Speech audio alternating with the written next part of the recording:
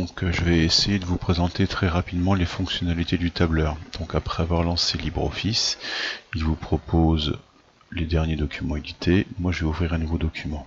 Donc pour faire du texte, Writer, pour faire des calculs, pour faire des présentations, pour dessiner des formulaires en maths et des bases de données. Calque ici.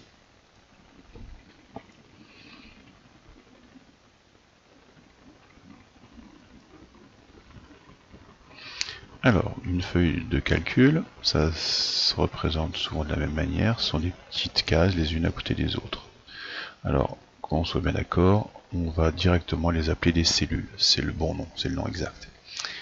En plus, vous avez sur chacune des cellules, pour bien les différencier les unes des autres, parce que comme elles sont toutes les unes à côté des autres, à la limite elles n'ont pas de nom, elles sont référencées par leur colonne, ici C, et leur ligne. C'est donc l'adresse de cette cellule, c'est C6 qu'on retrouve ici. On peut aussi aller à l'adresse que l'on souhaite en saisissant l'adresse dans cette zone-là. Je mets, je sais pas, moi j'ai 56, je fais entrer et je vais donc à la cellule G56. Donc je retourne à la cellule A1.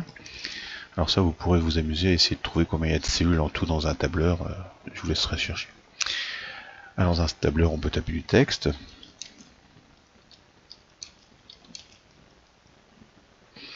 On voit là par exemple que ça dépasse un petit peu de la cellule, la largeur de la colonne n'est pas assez grande.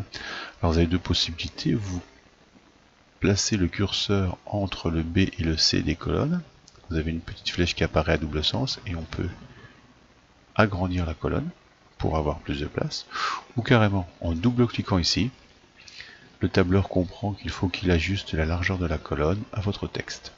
C'est très simple. Alors, moi ce qui va surtout m'intéresser, c'est par exemple le fait de pouvoir classer des choses. Donc je vais mettre les différentes professions.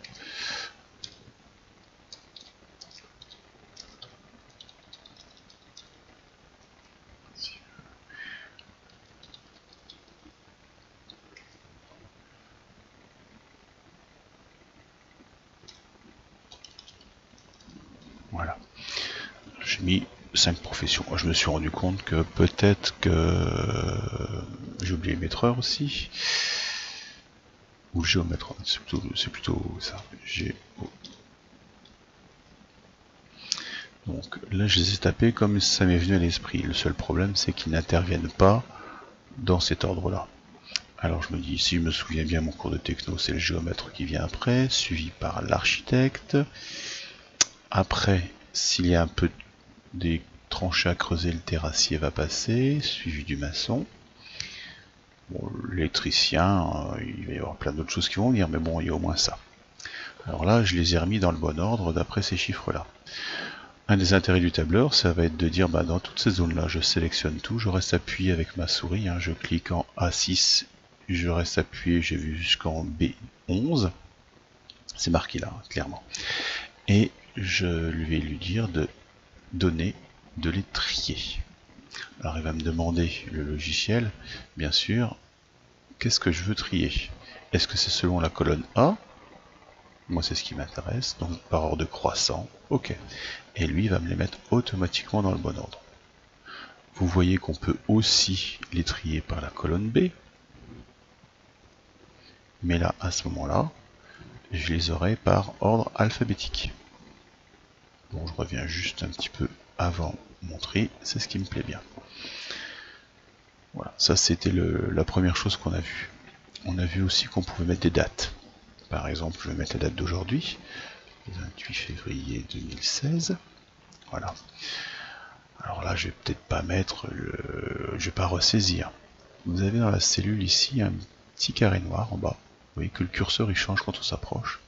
Et automatiquement, si je clique dessus, que je reste appuyé, il va comprendre que il va reprendre la suite. Vous voyez qu'il est relativement bien fait ce logiciel, puisqu'on passe du 28 au 29, ça c'est pas nouveau, mais le 29 février, on passe au 1er mars après, puisque le mois de février, comme c'est une année bissextile, on en a que 29 jours. De la même manière, je peux cliquer sur la hauteur des colonnes, sur la tête des colonnes, faire un double clic pour ajuster.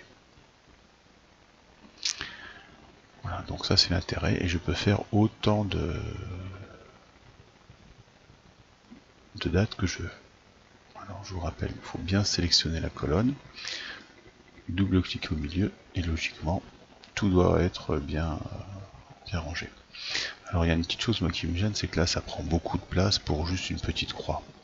Alors l'astuce, ça va être de sélectionner toutes ces dates et de les écrire verticalement. Alors pour ça, on fait un clic droit sur la cellule et vous avez un truc qui s'appelle formater les cellules. Une fenêtre apparaît, c'est dans alignement. Vous lui dites que je le mets verticalement mon texte. Ah, j'ai mis 94 degrés, 90 degrés, voilà. Ok. Il me le met verticalement, ce qui fait que si je sélectionne toutes les cellules, je double-clique entre deux, ce qui fait que là mon tableau est beaucoup plus compact et j'ai pu pour mettre juste une petite croix. Alors il y a un petit truc qui me gêne encore, c'est le fait que je ne vois pas de quel jour il s'agisse.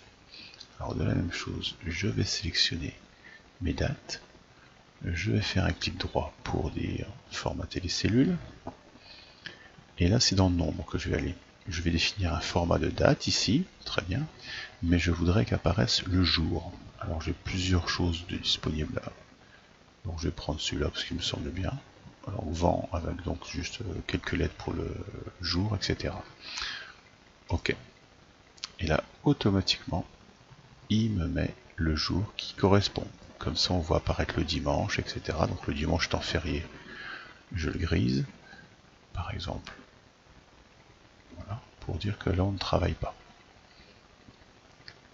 Pour faire encore peut-être plus présentable, sélectionner toute la zone, et puis on va décider de faire un quadrillage. Alors le quadrillage, on y a accès ici. Voilà. Comme ça, on peut, et ainsi on peut compléter. Alors comme le samedi et dimanche, ils sont fériés, même chose. Je les sélectionne, je les grise, etc., etc. Ça, c'est la partie simple du tableur.